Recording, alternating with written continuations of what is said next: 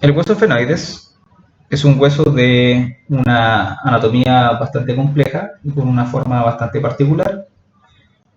De hecho, su morfología asemeja a una especie de murciélago o una especie de ave. Y en realidad no está muy lejano a eso, y ya lo vamos a ver por la terminología que presenta la estructura de este mismo hueso. Es un hueso que es un hueso irregular, es un hueso ubicado en la zona media del cráneo. No solamente ayuda a conformar las estructuras craneales, sino que también ayuda a conformar parte de cavidades comunes con las regiones de la cara. De este modo ayuda a conformar parte de la órbita, la fosa palatina, región infratemporal, cavidad nasal, fosa craneal media y fosa craneal anterior.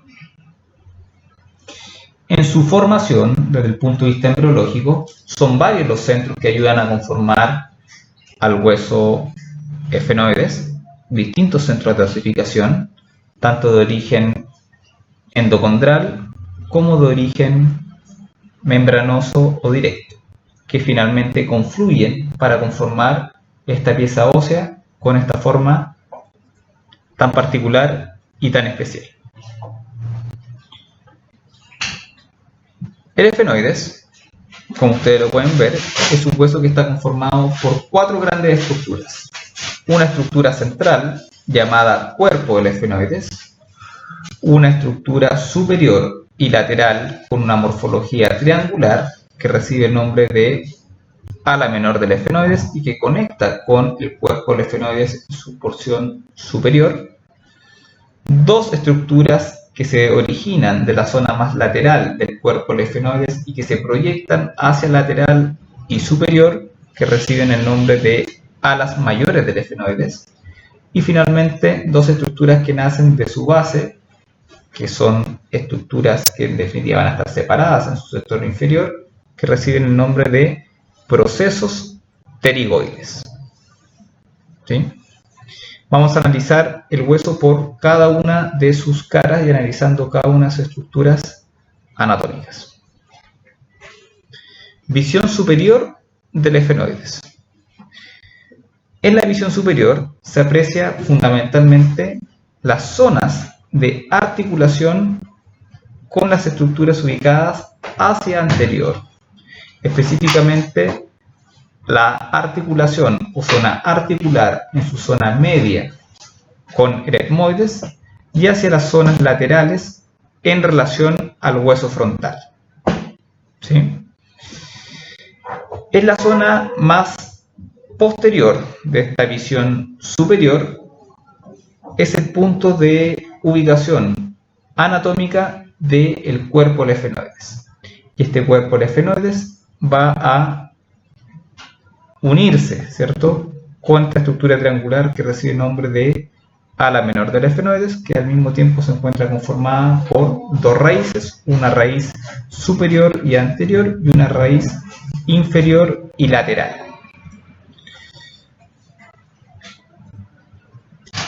El esfenoides, ¿sí?, y específicamente el ala menor, hacia su zona más medial, articula con el cuerpo, pero va a dejar una serie de hitos anatómicos sobre su porción anterior y superior.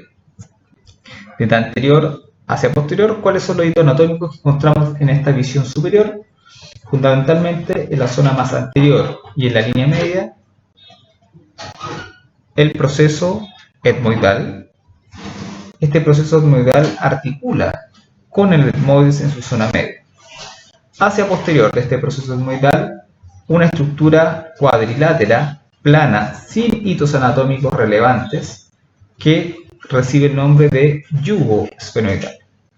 Este yugo esfenoidal hacia el sector posterior va a presentar un pequeño relieve, un pequeño desbalance en su morfología que recibe el nombre de limbo esfenoidal. Por lo tanto, el límite más posterior esfenoidal.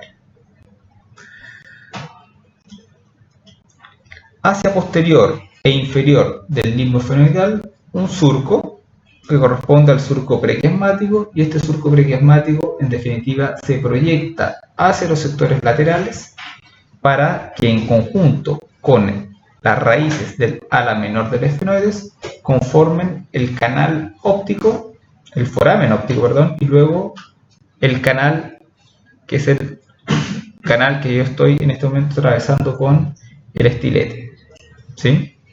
Por lo tanto, por ese foramen y luego por ese canal se proyecta en definitiva o existe una comunicación entre fosa craneal media y la órbita. Por ahí va a estar atravesando el nervio óptico. Luego, hacia posterior e inferior de este surco prequiasmático, un aumento de volumen que recibe el nombre de tubérculo de la silla, ¿sí? Y el tubérculo de la silla, hacia posterior y lateral, va a originar dos pequeñas salientes óseas que reciben el nombre de procesos clinoides medios, ¿sí?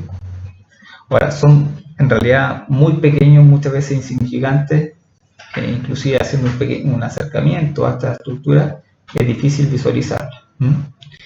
Si existe un proceso clinoide medio, significa que existirán otros procesos clinoides, y efectivamente, y no lo habíamos mencionado, el proceso clinoide anterior, que es dependencia del ala menor del esfenoides, y fíjense en el sector más posterior del cuerpo del esfenoides, en la zona de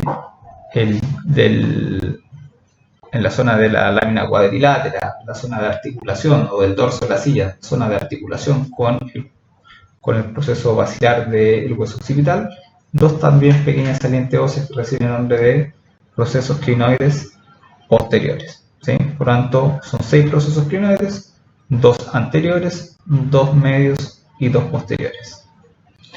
Entre todos estos procesos clinoides, específicamente el clinoide medio y los procesos clinoides posteriores, una gran depresión en la cara central del cuerpo del esfenoides por su cara superior, que recibe el nombre de fosa hipoficiaria desde el punto de vista antropométrico y desde el punto de vista de los análisis cefalométricos, sigue llamándose silla turca. Esas son todas las estructuras que uno puede observar, editoanatómicos que uno puede observar en la cara superior, desde la cara superior del cuerpo y de las alas menores del esfenoides. Ahora bien, si yo analizo esta misma cara superior, pero me dirijo levemente hacia lateral, es donde yo me voy a encontrar con las estructuras que van a estar conformando el ala mayor del esfenoides, específicamente en su porción endocraneal, ¿sí? Cuando digo porción endocraneal del ala mayor del esfenoides, al mismo tiempo me estoy refiriendo que esta ala mayor no solamente ayuda a conformar o no solamente presenta una porción endocraneal, sino que también presentará una porción infratemporal, que es la porción que yo veo acá, y temporal, esa es la otra cara que presenta la ala mayor del esfenoides, y al mismo tiempo presenta una cara orbitaria, ¿sí?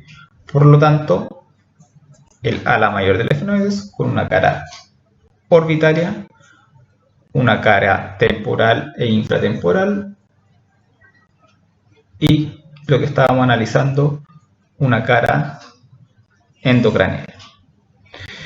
Entre el ala menor del esfenoides y el ala mayor del esfenoides en su borde anterosuperior va a dejar, y teniendo como límite medial el cuerpo del esfenoides, una incisura, ¿sí? Una incisura, o también llamada fisura, que es la fisura orbitaria superior. Esta fisura orbitaria superior lo que hace es comunicar endocráneo con órbita. ¿Qué estructuras van a estar atravesando por esta fisura orbitaria superior?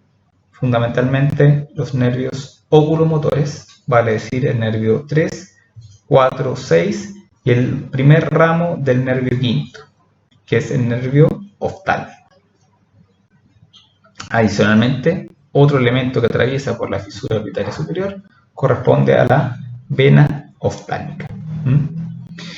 Hacia posterior y levemente hacia lateral, fíjense prácticamente en la base del cuerpo, otro foramen o agujero que corresponde al foramen redondo. Este foramen redondo, en definitiva, es el punto, ¿ya? Es la zona en donde va a estar atravesando el nervio maxilar, y este agujero o foramen comunica endocráneo con fosa ptericopalatina. En este momento voy a dejar el alfiler ahí, voy a girar suavemente y fíjense cómo se proyecta hacia la fosa ptericopalatina, ¿sí? Por lo tanto, el nervio maxilar desde la fosa craneal media atraviesa por el agujero redondo y se va a posicionar a nivel de fosa ptericopalatina. En esta imagen, fíjense en una visión frontal del hueso, todo este segmento va a corresponder a la cara posterior de la fosa ptericopalatina, ¿sí? Y que en definitiva lo está conformando el proceso pterigoides. Vamos a girar nuevamente el hueso para que sigamos analizando las estructuras que se ubican a nivel de la cara superior del hueso esfenoides. Hacia posterior y lateral, cercano al borde póstero superior del ala mayor del esfenoides, otro foramen de mayor diámetro con forma ovalada que recibe el nombre de foramen oval. Este foramen oval permite el paso del tercer ramo del nervio trigémino o ramo mandibular y permite la comunicación de la base craneal media en relación a la región infratemporal. En este momento yo estoy con el alfiler o estilete atravesando por el agujero oval o foramen oval y voy a rotar levemente el hueso para que ustedes puedan ver hacia qué punto o hacia qué zona se dirige. Ahí ustedes pueden estar viendo que se dirige hacia la zona de la región infratemporal, ¿sí? Por lo tanto, el nervio mandibular se proyecta hacia fosa infratemporal. Vamos a rotar. Ahí. Finalmente, ¿cierto? Otro de los forámenes que son posibles de visualizar y que habitualmente se encuentra bastante permeable es aquel que se encuentra a nivel de la espina del esfenoides. Ahí ustedes pueden apreciar la espina del esfenoides. Esta espina del esfenoides es bastante relevante porque esta es una zona donde la cápsula de la articulación temporomandibular por la porción extracraneal es la zona donde se va a insertar por su zona medial, ¿ya? Y es en esta espina, ¿cierto?, del esfenoides, que es donde yo voy a encontrar este pequeño agujero que es el llamado foramen o agujero espinoso, ¿sí? ¿Hacia dónde se dirige este agujero foramen espinoso? Al igual que el agujero o el foramen oval, este se va a dirigir específicamente hacia la zona de la región infratemporal. ¿Qué elemento va a estar atravesando por el agujero espinoso? Específicamente la arteria meningia media. Luego la arteria meningia media, una vez que sale por este foramen, se distribuirá por la zona lateral de endocráneo y se distribuirá en definitiva por las meninges del territorio que ya habíamos mencionado. Esos son los principales hitos anatómicos que uno puede visualizar desde la cara superior del esfenoide. Solo basta mencionar un pequeño surco que yo puedo observar ahí y que tal vez se puede visualizar mejor cuando yo muevo un poquito el esfenoides y está distribuido en la cara lateral del cuerpo, que es este pequeño surco carotidio, que es un pequeño reflejo del paso de la arteria carótida interna en su trayecto intracraneal. En resumen, cara anterior, fundamentalmente estoy viendo estructuras de la base craneal anterior, de la base craneal media. Puedo observar los hitos anatómicos más importantes del ala menor del esfenoides en su unión con el cuerpo del esfenoides, la distribución endocraneal o la morfología endocraneal del ala mayor del esfenoides y todos los forámenes y fisuras que permiten la comunicación de endocráneo con regiones comunes a cara y cráneo, órbita, fosa ptericopalatina y región infratemporal. Veamos ahora y analicemos el hueso por su cara anterior. Ahí está el hueso por la cara anterior. ¿Sí? ¿Qué es lo que vemos en esta imagen o en esta parte del hueso? Nuevamente vemos el hueso, el cuerpo del efenoides en su zona, ubicado en la zona central, ¿cierto? Y lo que nos llama la atención es que este hueso presenta una cavidad al interior del cuerpo. Vale decir, el cuerpo es una estructura neumatizada y yo encuentro las aberturas de este seno esfenoidal. Por lo tanto, el esfenoides, aparte de ser un hueso irregular, es un hueso neumático y cuyo drenaje tendrá que llegar hacia la zona más posterior y superior de la cavidad nasal. ¿Qué otra estructura puedo observar en la cara anterior del cuerpo del esfenoides? Un gran solevantamiento, una cresta llamada cresta esfenoidal anterior y también recibe el nombre de pico o rostro del esfenoides. Esta zona del hueso articula tanto con el proceso, la porción vertical, ¿cierto? del etmoide, ¿cierto? En su proyección hacia anterior, y al mismo tiempo va a estar articulando por su cara inferior con el vómero. Por lo tanto, esta estructura, la cresta esfenoidal anterior y su proyección hacia inferior como cresta esfenoidal inferior, permiten en cierto sentido vincular las flexiones craneales y el crecimiento que tenga la base craneal anterior con el estímulo del crecimiento de la zona anterior de la cara, anterior y media, en el desarrollo del maxilar hacia anterior y hacia inferior. Ahí se puede ver claramente. ¿Qué otros elementos anatómicos podemos ver en esta imagen? El ala menor del esfenoides, ¿cierto? Proyectándose desde el cuerpo. El ala mayor del esfenoides por su porción orbitaria. Y nuevamente la fisura que existe entre ala menor y ala mayor.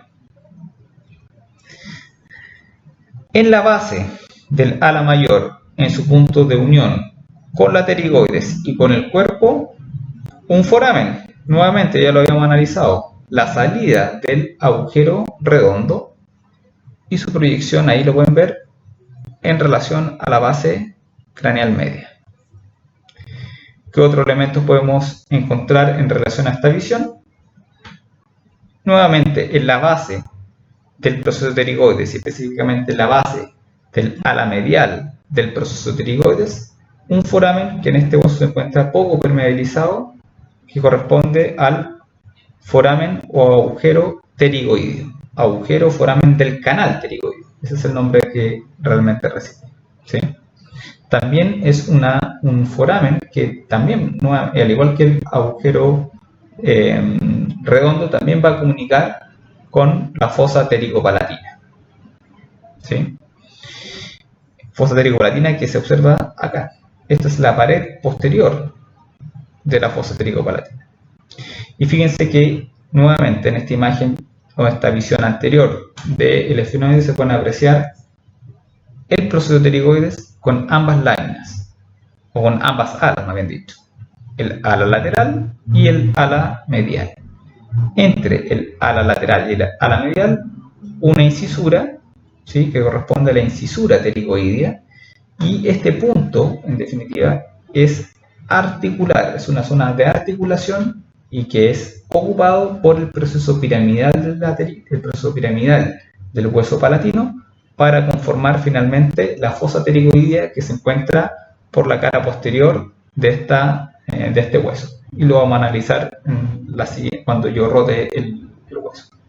En definitiva, por la cara anterior yo observo cuerpo con la zona de salida de drenaje del seno esfenoidal, cresta esfenoidal anterior, ala menor del esfenoides, ala mayor del esfenoides, fisura orbitaria superior, foramen redondo, agujero del canal pterigoideo, procesos pterigoides, ala medial, ala lateral del proceso pterigoides, y del ala medial, fíjense cómo se proyecta una pequeña saliente de tejido óseo que corresponde al amulus o gancho de la pterigoides. Esta es una zona de reflejo del tendón del músculo tensor del vero palatino. Veamos el hueso ahora por la cara inferior. Por la cara inferior en realidad no tenemos mucho hito anatómico.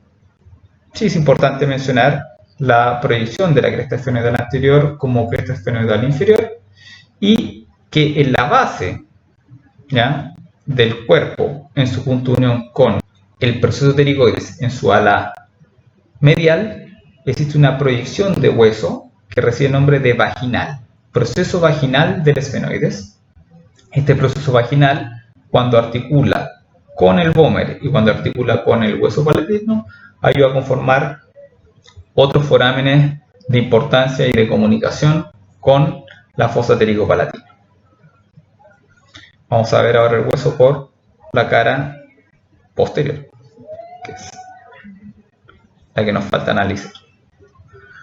Por la cara posterior, el hueso esfenoides se ve un poco más simple.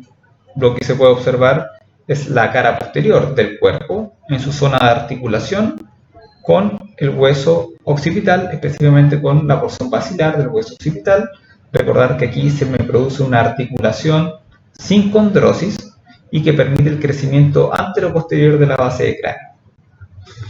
Hacia las zonas más posteriores, ¿sí?, hacia las zonas más posteriores y laterales, nuevamente el proceso pterigoides, y fíjense cómo aquí se nota claramente ambas alas del proceso pterigoides y cómo en definitiva estas alas dejan una zona cóncava que mira hacia posterior y que en conjunto con el proceso piramidal ayudarán a conformar la fosa pterigoidea.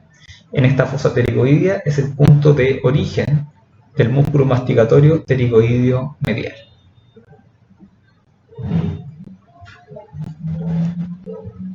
Y se puede apreciar de mejor manera. Un hito anatómico que aquí no se nota mucho y que en definitiva el hueso no lo tiene, pero sí es importante mencionarlo, es que en esta zona entre el cuerpo, la pterigoides y el ala mayor del esfenoides se puede proyectar una estructura ósea que recibe el nombre de língula esfenoidal, que en este hueso no se nota mucho, no se marca, pero esa es la zona de ubicación de la língula del esfenoides. Finalmente, vamos a analizar la cara lateral, que tampoco es de tanta complejidad. En la cara lateral del esfenoides, lo que yo puedo apreciar fundamentalmente son dos estructuras. Una superior, que es el ala mayor del esfenoides en su porción temporal e infratemporal, y la cara lateral del ala lateral del proceso pterigoides. De esta cara lateral del ala lateral del proceso pterigoides se origina fundamentalmente el músculo pterigoideo lateral en su porción inferior. Y de la porción del ala mayor del esfenoides, fíjense que presenta al mismo tiempo una subdivisión, porque una parte es horizontal, que es la que está conformando el techo de la región infratemporal, y otra porción es vertical y que ayuda a conformar parte de la fosa temporal, ¿sí? ¿Cómo se separan? Se separan por una pequeña cresta, que es la cresta infratemporal, que termina en un pequeño tubérculo, que es el tubérculo infratemporal o tubérculo esfenoidal, que es la zona de mayor volumen de esta cresta infratemporal que separa la porción horizontal de la porción vertical del ala mayor del esfenoides, su porción temporal e infratemporal.